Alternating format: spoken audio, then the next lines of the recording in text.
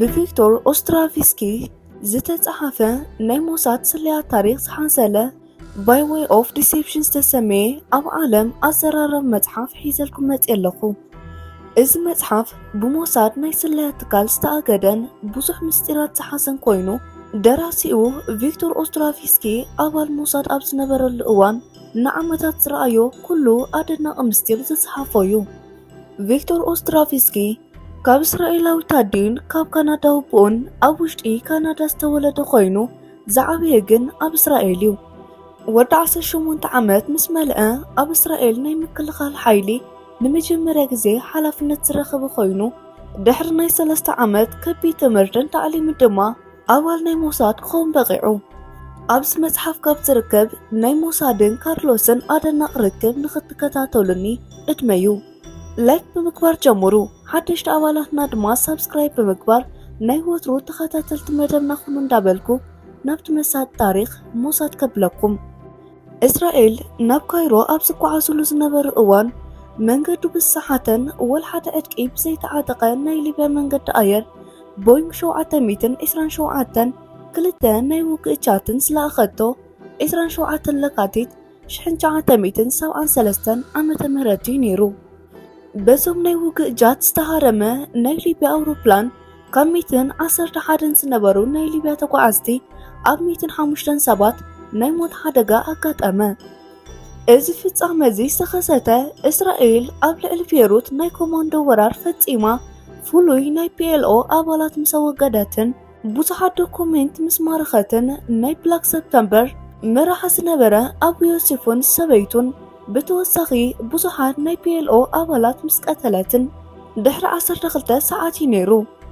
እዚ ኣብ ናይ መንገደኛታት ተጓዓዝቲ ኣውሮፕላን ዝተፈጸመ መጥቃዕቲ ዓብ ጌጋ እዩ ነይሩ። ኣብቲ ወቕቲ ብቦምብ ዝመልአ ኣውሮፕላን ኣብ ከተማ ቴል ኣቢብ ካብ ዘይተፈለጠ ሰፈር ከም ዝበርር ሞሳድ ገሊጹ ነይሩ። ከም ኣጋጣሚ ኮይኑ እዚ ሓደጋ ዘጋጠመ ኣውሮፕላን ኣብ ሲና በረኻ ካብ ዝርከብ ናይ እስራኤል ልዑል ናይ ኩናት ቦታ እዩ ዝበርር ነይሩ። ኣዛዚ ሓይሊ ኣየር ተደልዩ ስለዝተሰኣነ እቲ ኣውሮፕላን ንኽተረም ትእዛዝ ዘመሓላለፈ ሓደ ማጆር ነይሩ። ጎልዳሜር ኣብ ብላክ ሰፕተምበር ዝወሰድዎ ናይ ሕነ ምፍዳይ ስጉምቲ ኣብ ሞሳድ ልዑል ተራ ዘስዓብ ዋላ እንተኾነ ሞሳድ ነቲ ቀይሕ ልዑል ንምሓዝ ግን 6 ዓመት ይወሲድሉ። ኣብ ውሽጢ ናይ ሞሳድ ስራሕ ናይ ፒኤልኦ ምንቅስቓስ ቀዳምነት ዝተዋሃቦ ብምዃኑ ኩናት ንምጅማር ውጥን ዝነበሮም ከም ግብፅን ሶርያን ጸላእቶም ዝተዋሃበ ኣቓልቦ ኣዝዩ ንእሽተይ ነይሩ። ንኣብነት ኣብቲ ወቕቲ ዝነበረ ናይ ግብፂ መራሒ ዝነበረ ኣንዋር ሳዳት ኣብ መላእ ግብፂ ዓብ ዝኾነ ወታደራዊ ኮሚተ ኣዋቒሩ ነይሩ። ይኹን ደኣ እምበር ሞሳድ መብዛሕትኡ ግዜኡ ዘጥፍኦ ዝነበረ ንብላክ ሰፕተምበር ኣሸበርቲ ኣባላት ኣብ ምክትታል ስለዝነበረ ናይዞም ዝተዋቐሩ ናይ ወታደራዊ ኮሚተ ኣይፈለጠን። 6 ጥቅምቲ 1973 ካብ ናይ ሴርያ ሚሳይል ሓደጋ ድሕሪ ዝተወሰነ መዓልቲ ወታደራዊ ድሕነት እስራኤል ዝኾነ ጀነራል ኤልያሁ ዜራ ኣብ ቴል ኣቢብ መድረኽ ኣብ ዝሃቦ ጋዜጣዊ መግለጺ ኩናት ክህሉ ከም ዘይኮነ ገሊጹ ነይሩ። እቲ ጀነራል ጋዜጣዊ መግለጺ እንዳገበረ ከሎ ኣብ መንጎ ሓደ ናይ እስራኤል ኣዛዚ ማዕጾ ከፊቱ ብምእታው ቴሌግራም ሃቦ። ጀነራል ዜራ ዝተዋህቦም ቴሌግራም ምስ ኣንበበ ገለጹ ቋሪጹ ካብቲ ክፍሊ ኸደ። እንታይ ኣጋጢሙ ይኸውን? ናይቲ ቴሌግራም መልእኽቲ ግብፅን ሶርያን መጥቃዕቲ ፈርኒዮም ናይ ዮም ፒከር ኩናት ተጀሚሩሎ። ኣብ ናይ መጀመርያ መዓልቲ ኩናት ጥራሕ 500 ናይ እስራኤል ወታደራት ክሞቱ ከለዉ 1,000 ዝኾኑ ወታደራት ድማ ቆሲሎም ኣለዉ ዝብል ነይሩ።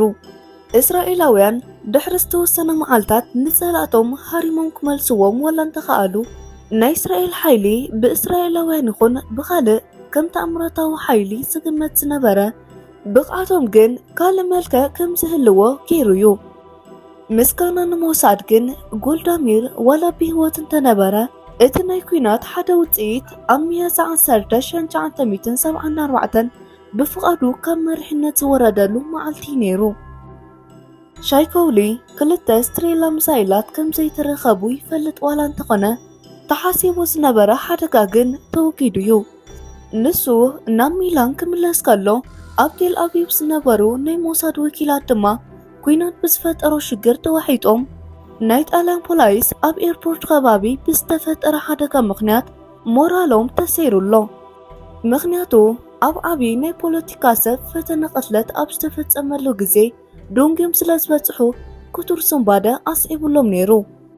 በአባላት ሞሳድ ዝተቀተሉ አሸበርቲ አስክሬኖም ካብ ምእካብ ወጻኢ ካልእ ዝገበርዎ ነገር ኣይነበረን።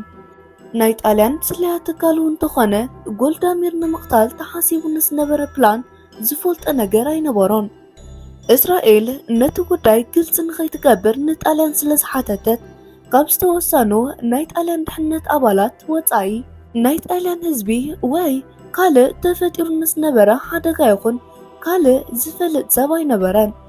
ሞሳድ ናይ ሓደ ወገን ምስጢር ብምጥቃም ጥቕሚ ከም ዝረክብ ይኣምን እዩ። እቲ ትካል ወይ ሰብ ዋና ክሳብ ዝፈልጡ ካብ ውርደት ንምድሓን ንምሕጋዝ ብሞሳድ ተቐባልነት ኣለዎ። ናይ እስራኤል ሓደጋ መልኪቱ ብሞሳድ ናይ ስነ እምራዊ ኩናት መሪሕነት ትእዛዝ ሓደ ናይ ፈጠራዊ ድራማ ክዳሎ ትእዛዝ ተዋሃበ። እቲ መምርሒ ሓደ ካብ ሓቂ ዝረሓቐ ናይ ፈጠራ ታሪክ ኣዳለወ።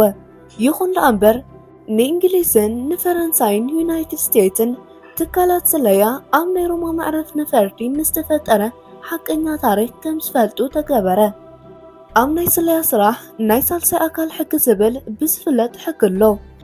እዚ ሕጊ እዚ ንኣብነት ሞሳድ ሓደ ምስጢር ንሲአይኤ ክህብ ከሎ ሲአይኤ ነቲ ምስጢር ንኻልእ ሳልሳይ ኣካል ኣይህብን እዩ።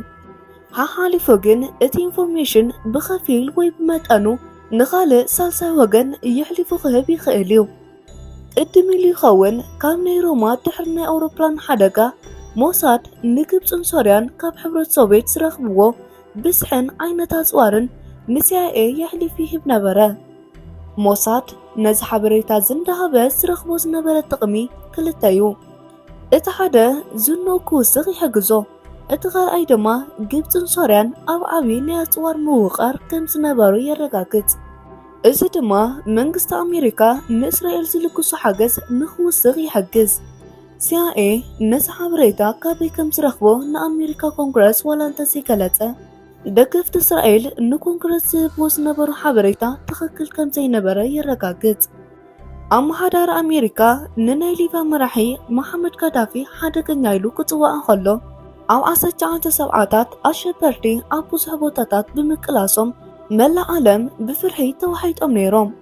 ንኣብነት ኣብ ፈረንሳይ ኣክሽን ዳይሬክት፣ ብጀርመን ባደር ሚንሆፍ፣ ኣብ ጃፓን ሬድ ኣርሚ፣ ኣብ ኢጣልያ ሬዲ ብርጌት። ኣብ 1978 ንቀዳማይ ሚኒስተር ኣልዶሞን ዝቐተለ ጉጅለ ብስፔን ጌስትዊት፣ ኣብ 1974 ናይ ስፔን ቀዳማይ ሚኒስተር ዝነበረ ካሮን ፕላንኮን ዝቐተልክዎ ኣነይ ብምባል ሓላፍነት ዝወሰደ ጉጅለን ነዚኦም ዝኣመሰሉ ኣሸበርቲ ጉጅለታት ተኸሲቶም ነይሮም እዮም። ኣብቲ ወቕቲ ብኣሜሪካን ዊዘርሜንን ሲምቢር ላይብሬሽን ኣርሚ ዝተባሃሉ ትካላት ከም ዝነበሩ ይፍለጥ።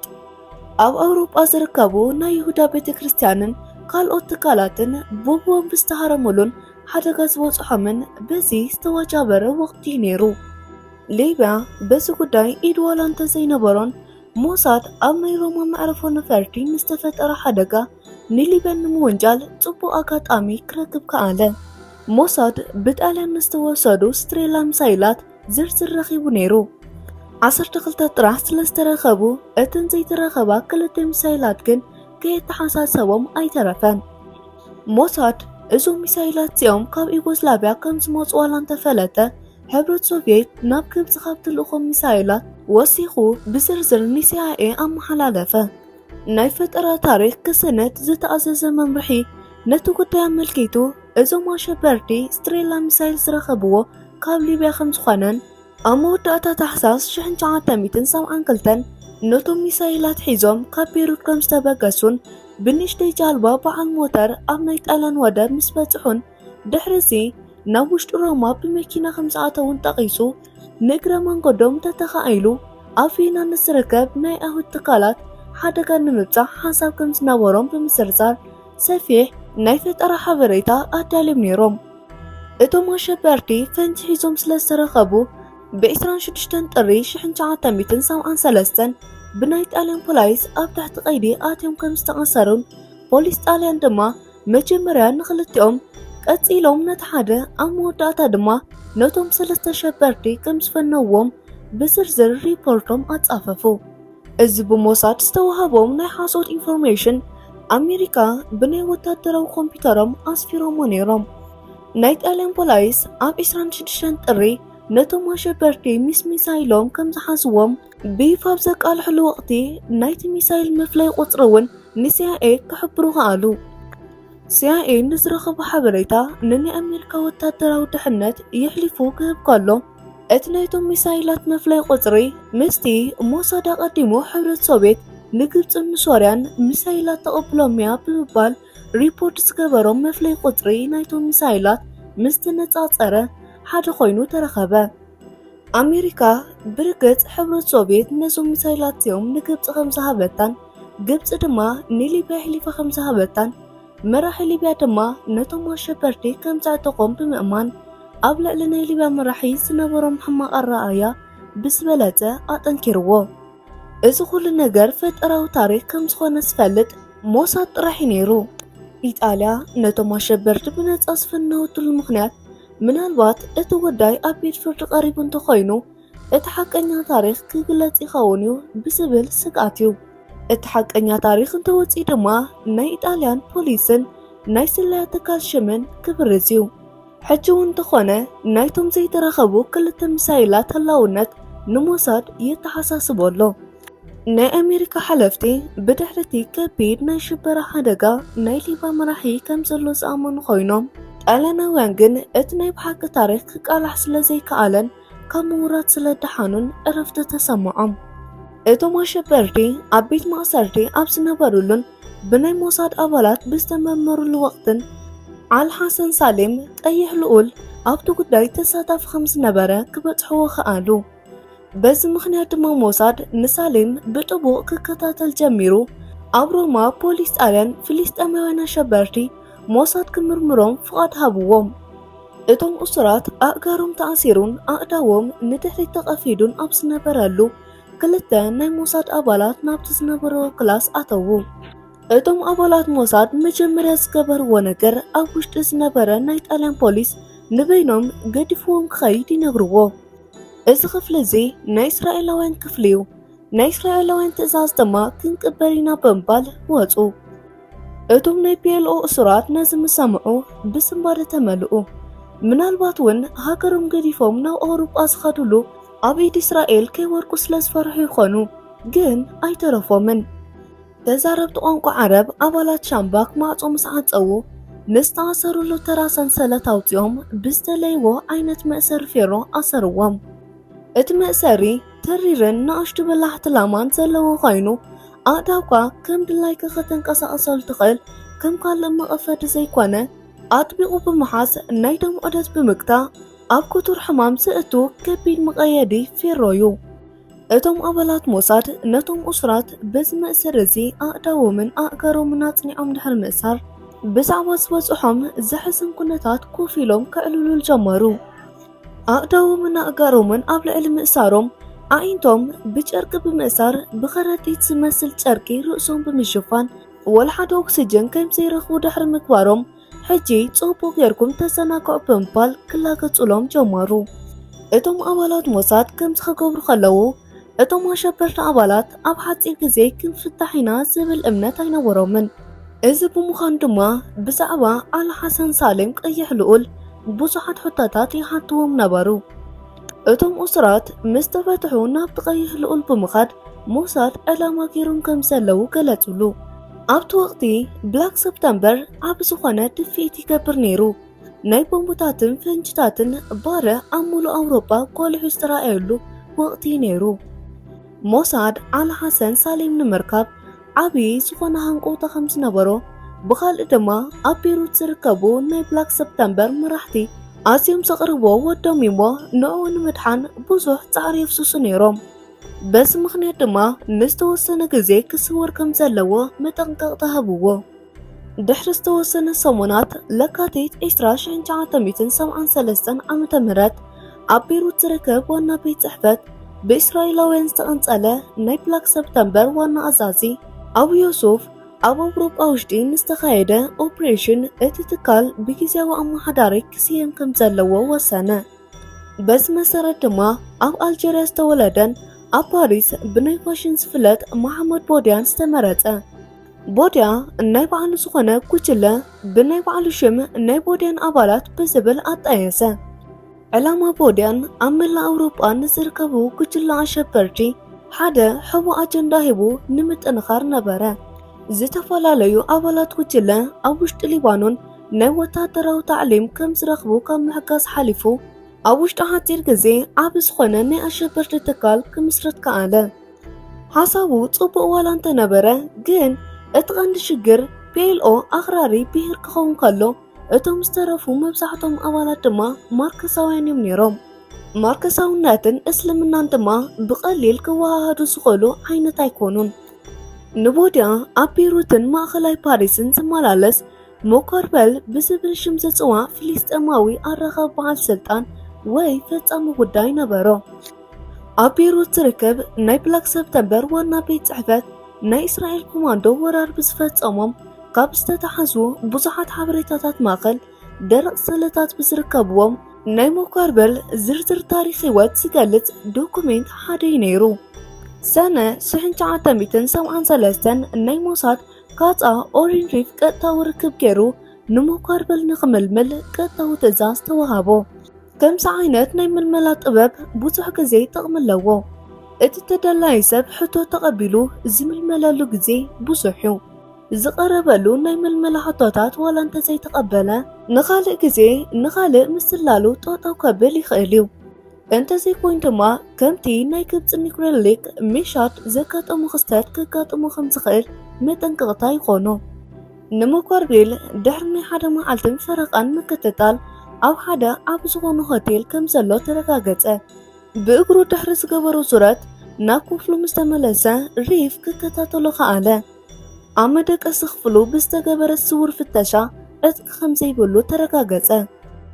ሕጂ ኣብቲ ከባቢ ዋላ ሓደ የለን።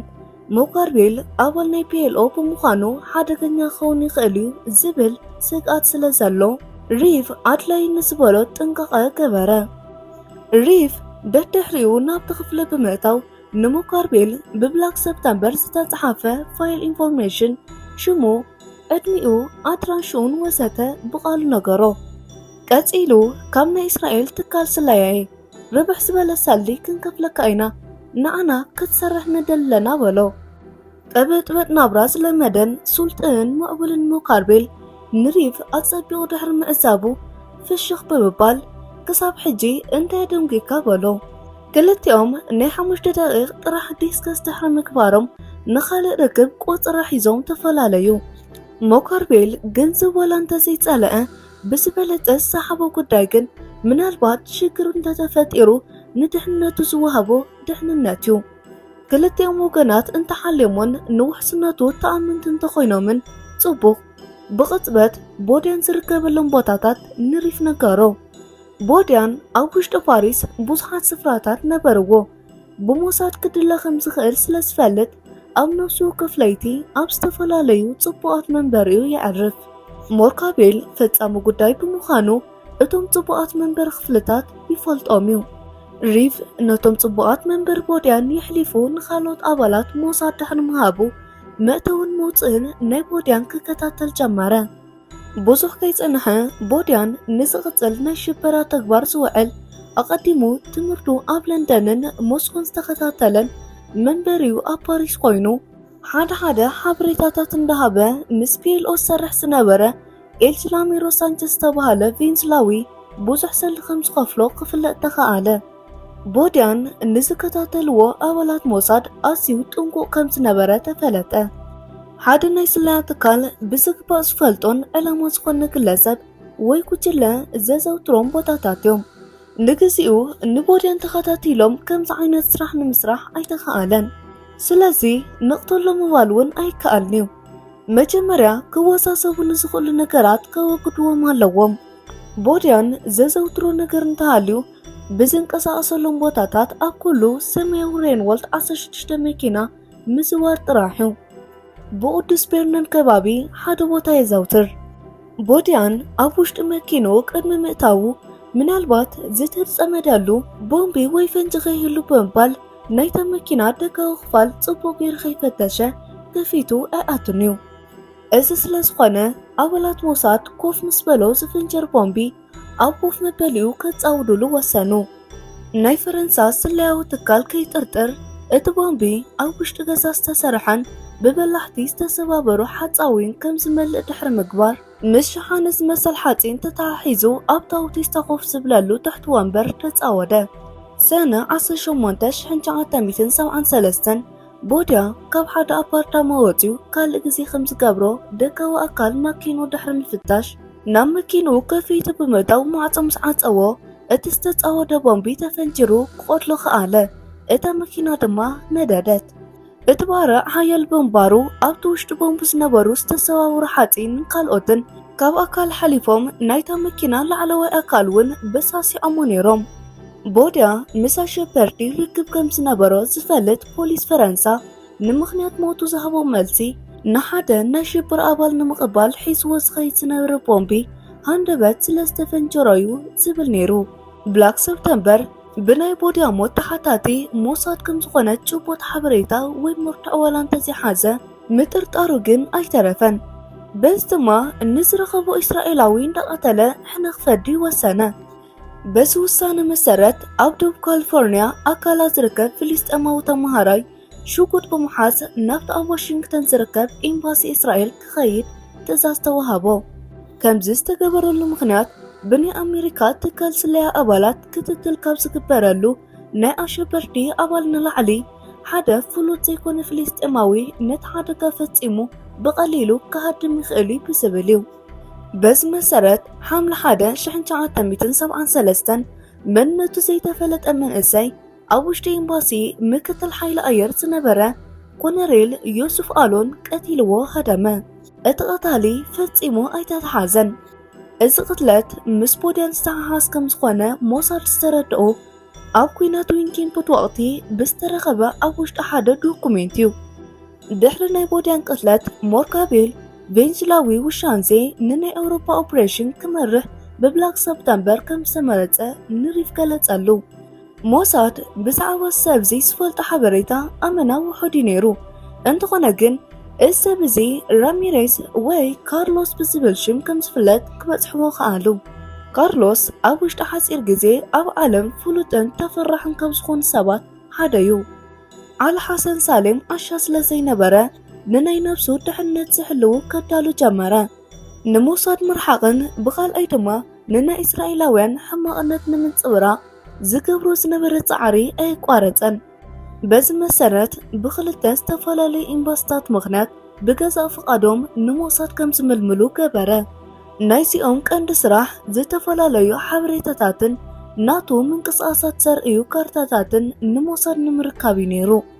እዚ ግን ናይ ብሓቂ ናቱ ምንቅስቃስ ዘይኮነስ ሞሳድ ትኽክል የሚሉ ንኽኣምን ንምግባር ጥራሕ ነይሩ።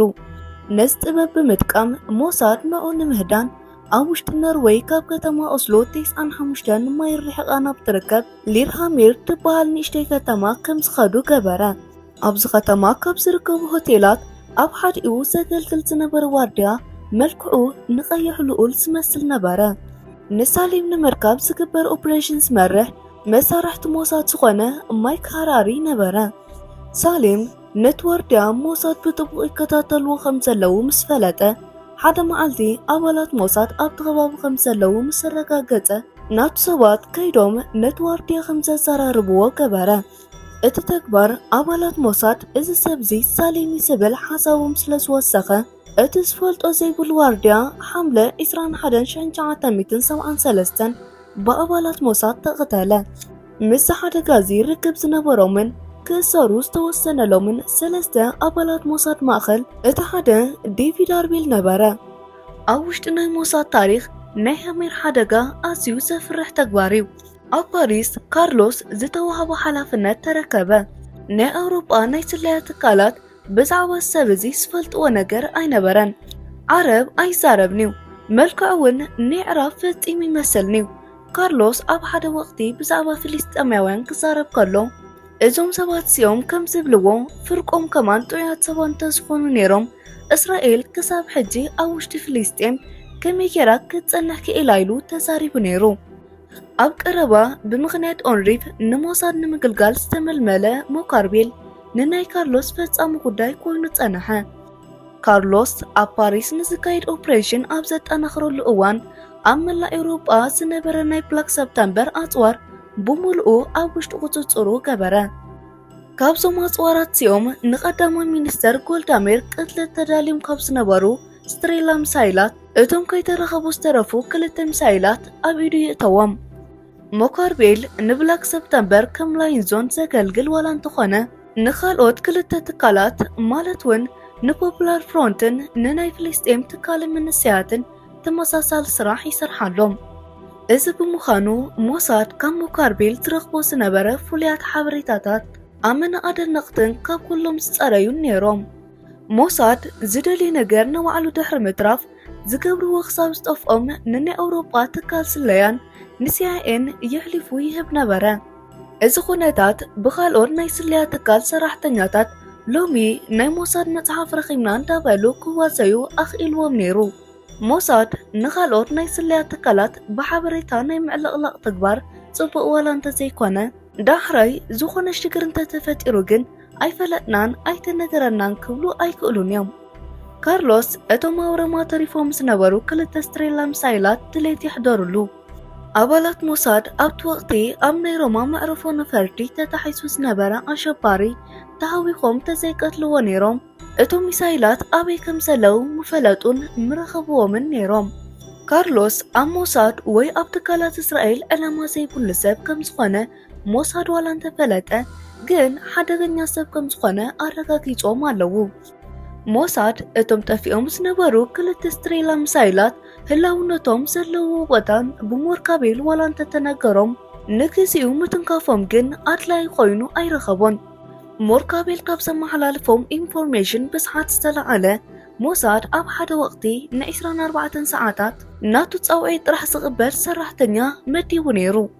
ካርሎስ እዞም ሚሳይላት ብናይ እስራኤል ኣውሮፕላን ንምጥቃም ዋላ እንተደለየ ኣብቲ ኦፕሬሽን ግን ክሳተፍ ወይ ኢዱ ክእቱ ኣይደለየን። እዚ ናይ ባዕሉ ዝኾነ መምርሕ እዩ።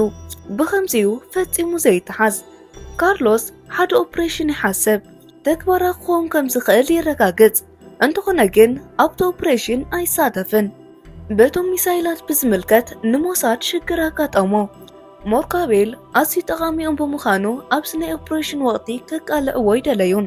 እንተኾነ ግን ፍልስጤማውያን ነቶም ሚሳይላት ሒዞም ናብ መዕርፎ ነፈርቲ ንምኻድ ዕድል እንተረኺቦም ከም ዝተሓሰበ ንናይ እስራኤል ኣውሮፕላን ክሃርሙ ይኽእሉ እዮም። እዚ ንኽኸውን ግን እንታይ ክግበር ኣለዎ? ናይ ሞርካቤል መርማሪ ኦሪን ሪፍ ነቲ ጉዳይ ይከታተሎ ነይሩ። ሪፍ ፍርሒ ዝበሃል ዘይፈልጥ ኣብ ቅድሚት ኮይኑ ክዛረብ ዝኽእል ዓይነት ሰብ እዩ። ሪፍ ኣብ ሮም ዝነበረ መራኸቢ ዞኖም ደው ኢሉ ንናይ ጣልያን ናይ ስለያ ትካል ኣባል ዝኾነ ፈታዊኦም ኣብ ሙዲ ሽፋን ደው ኢሉ እቶም ሚሳይላት ኣበይ ከም ዘለውን ኣድራሾምን ከም ዝፈልጦ ገበረ። ኣብቲ ጉዳይ ዝሳተፉ ኩሎም ኣብቲ ውሽጢ ገዛ ዝርከብሉ ሰዓት ከም ትድውለሉ ንገሮ። ብኸምዚ መንገዲ ጥራዮም ኩሎም ክተሓዙ ዝኽእሉ ብምባል ኣጠንቀቆ። ኣባላት ሞሳድ ነቲ ቦታ ክከታተልዎ ድሕሪ ምጽናሕ መስከረም 5 1973 ኩሎም ኣባላት ኣሸበርቲ ናብቲ ሚሳይላት ዘለዉ ኣፓርታማ ከም ዝኣተዉ ምስ ተረጋገጹ ንናይ ጣልያን ስለያ ትካል ሓበሩ። ኣብቲ ውሽጢ ኣፓርታማ ዝነበሩ ናይ ሞሳድ ኣባላት ዘይተረድእዎ ነገር እቶም ናይ ጣልያን ሴክሪቲ ሰባት ናብቲ ኣፓርታመንት ውሽጢ ብምእታው ናይ ሊባኖስ፣ ሊብያ፣ ኣልጀርያ፣ ኢራቅን ሶርያን ዜጋታት ዝኾኑ 5 ድሕሪ መሓዝ ነቶም 2 ሚሳይላት ኣብ ታሕቲ ቁጽጽሮም ኣእተውዎም። 5 ኣብ ልዕሊ ኣፓርትመንቶም ኮይኖም ካብ ናይ ረማ ፋሚንቸኮ ኤርፖርት ንዝብገስ ናይ እስራኤል መጓዓዓዚ ኣውሮፕላን ብሚሳይል ክሃርሙ ሓሲቦም ዝብል መግለጺ ተዋሃበ።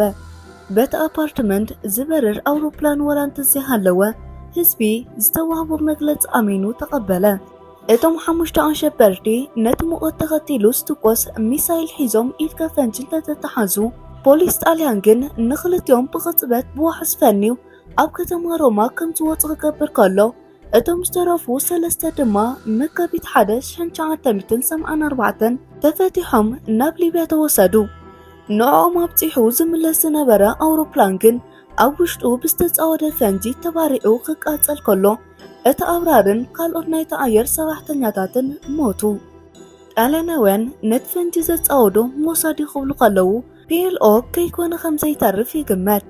ምናልባት ሰራሕተኛታት ናይቲ ኣውሮፕላን ሊብያ ብዘዕርፍሉ ግዜ ምስጢራዊ ዝኾነ ምንቅስቓሳት ሪኦም ክኾኑ ይኽእሉ ብዝብል ጥርጣረ ወይ ከዓ እዞም ኣሸበርቲ ኣብ ካልእ ናይ ሽበራዊ ግዜ ንኸየስተውዕሉ ተሓሲቡ ዝተገበረ ክኸውን ይኽእል እዩ።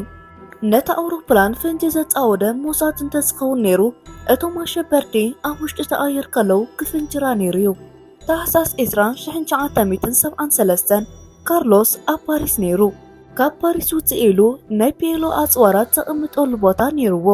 ካርሎስ ኣብታ መዓልቲ እቲኣ ንግሆ ፈንጂ ሒዙ ናብ መኪና ብምእታው ጉዕዙ ቀፀለ። ነቲ ፈንጂ ኣብ ሓደ ናይ እስራኤላውያን መፅሓፍ ተፃወዱ ንሓንቲ ጓል ክቐትል ከሎ ንኻልኦት 6 ሰባት ድማ ኣቁሰሎም። እዚ ሓደጋ ሞሳድ ነቶም ኣፅዋራት ዝተቐመጡሉ ቦታ ንናይ ፈረንሳ ፖሊስ ንምንጋር ጽቡቕ ዕድልን ኣጋጣምን ኮነሉ።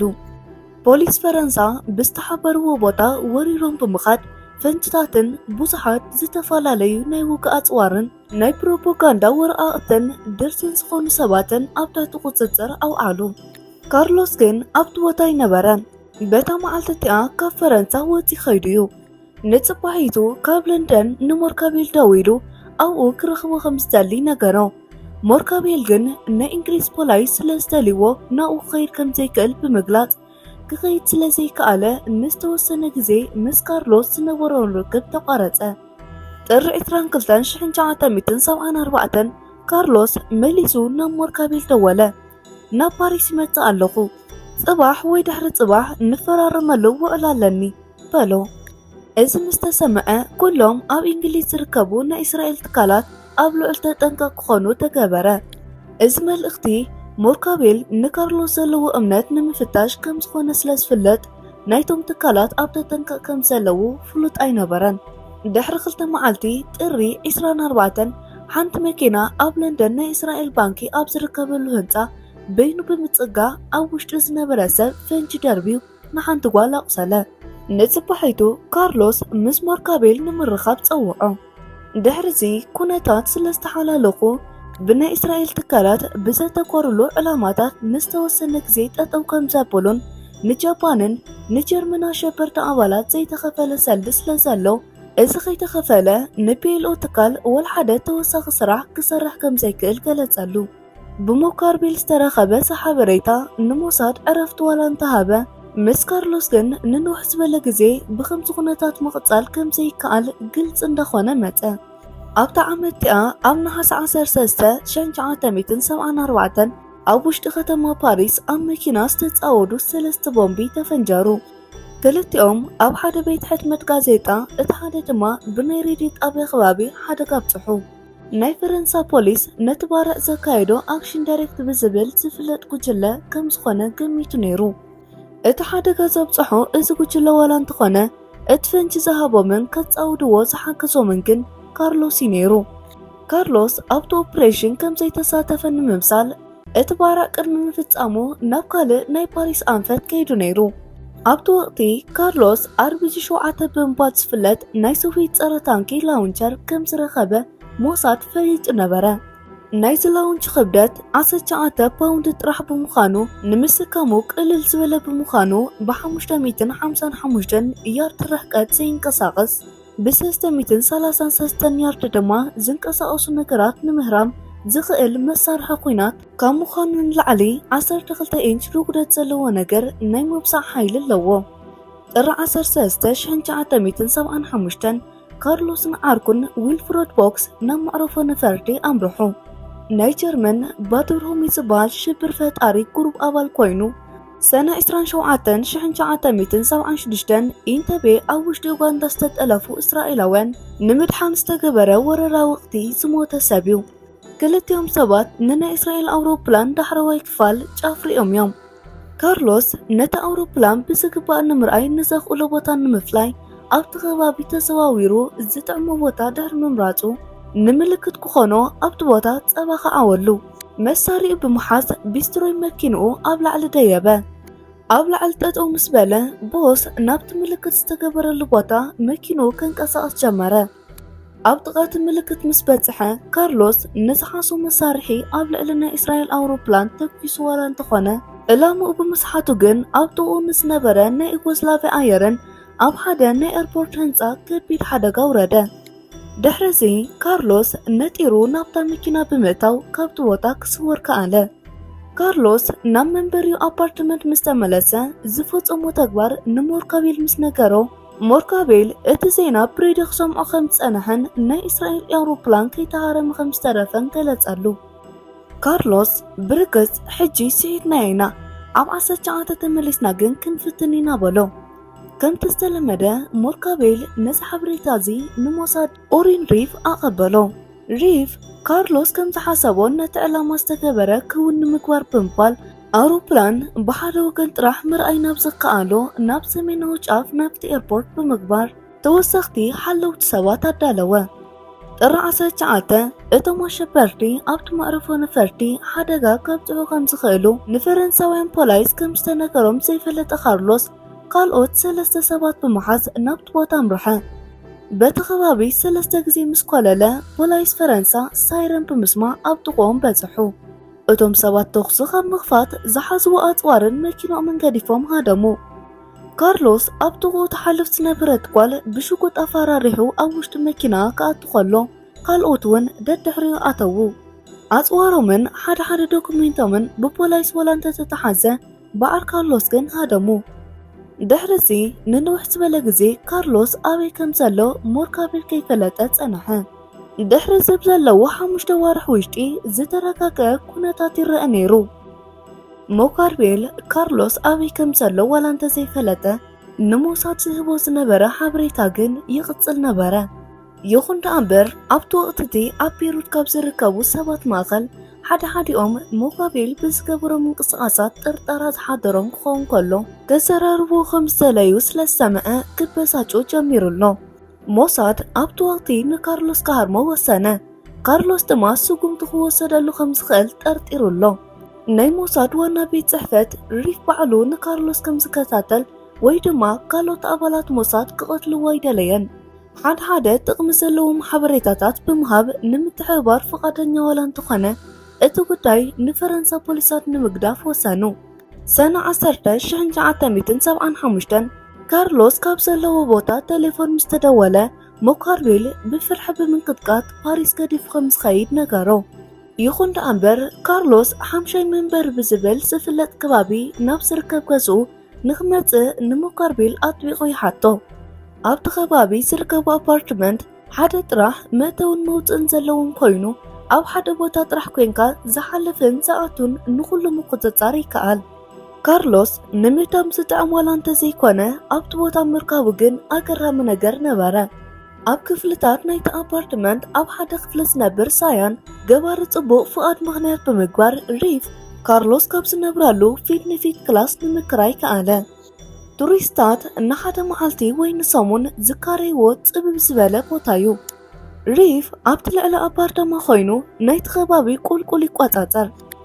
ፖላይስ ፈረንሳ ሓደ ፍሉጥ ኣፅዋር ዘዘዋውርን ነጋዳይን ቅድሚ ሕጂ ሓቢርዎ ዝነበረን ሕጂ ግን ካብ ከምዚ ዓይነት ስራሕ ወፃኢ ክኸውን ዝተልን ጠቓሚ ሓበሬታታት ንምሃብ ፈቃደኛ ዝኾነ ሞርካቤል ጥቡቕ ርክብ ዘለዎ ሰብ ኣብቲ ውሽጢ ኣፓርታማ ሓቢርዎ ከም ዘሎ ተነገሮሞ። ፖላይስ እቲ ሰብ ካርሎስ ከም ዝኾነን ሞርካቤል ድማ ፈጻሚ ጉዳያት ከም ዝኾነ ግን ኣይተነገሮምን። እቲ ሓበሬታ ዝረኸብዎ ካብ ሞሳድ እዩ። ሪፍ ንሞርካቤል ዝነገሮ ነገር ፖላይስ ፈረንሳ ከም ዘዘራርብዎ ጥራሕ እዩ። ካብቲ ፀወታ ወፃኢ ክትከውን ከም ትደልን ቱኒስ ክትከይድ ከም ትደልን ንገሮም። ኣብ ልዕሊኻ ወል ሓደ ነገር ከም ዘይብሎም ንረጋግፅ ኢና። ካርሎስ ኣብቲ ከባቢ ክሳብ ዘሎ ድሕንነቱን ውሕስነትን የብሉን።